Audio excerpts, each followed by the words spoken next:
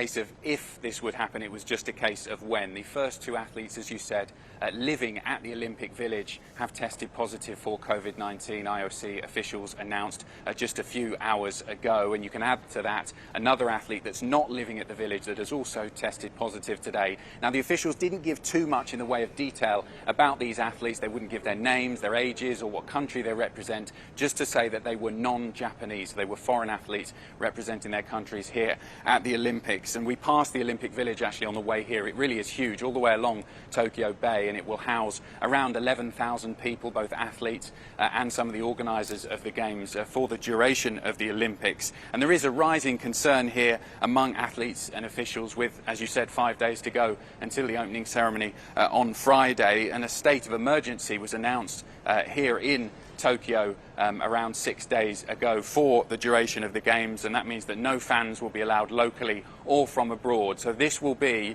as we've been saying for a long, long time, an Olympic Games like no other. Adam, can you also brief us on these meetings between the IOC and Japanese organizers? What did they cover less than a week before the Games start?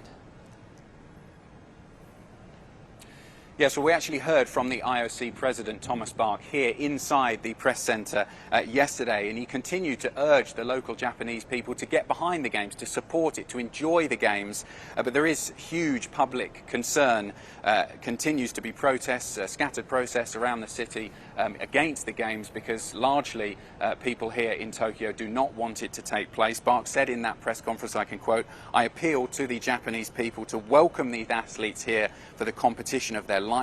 And he went on to say in that press conference that this is the most restrictive sports event in the entire world. And there are, as he said there, a huge number of restrictions, both for athletes, journalists like us, and everyone who has come here to Tokyo to take part in whatever manner. They were fairly positive words from the IOC president, but he'll face more criticism later today when he attends a ceremony with the Japanese Prime Minister Yoshihide Suga to welcome him officially here to Tokyo, because actually, given the state of emergency, those kind of events are banned for local people in Tokyo. They're not allowed to partake in public gatherings, both indoors or outside, and that ceremonial moment will further anger the local people, given that we are seeing the highest number of COVID cases here in Japan and in this part of Tokyo for around 6 months, and it is safe to say it's going to be a very nervous few days ahead of the Games beginning, as you said, on Friday with that big opening ceremony at the official stadium.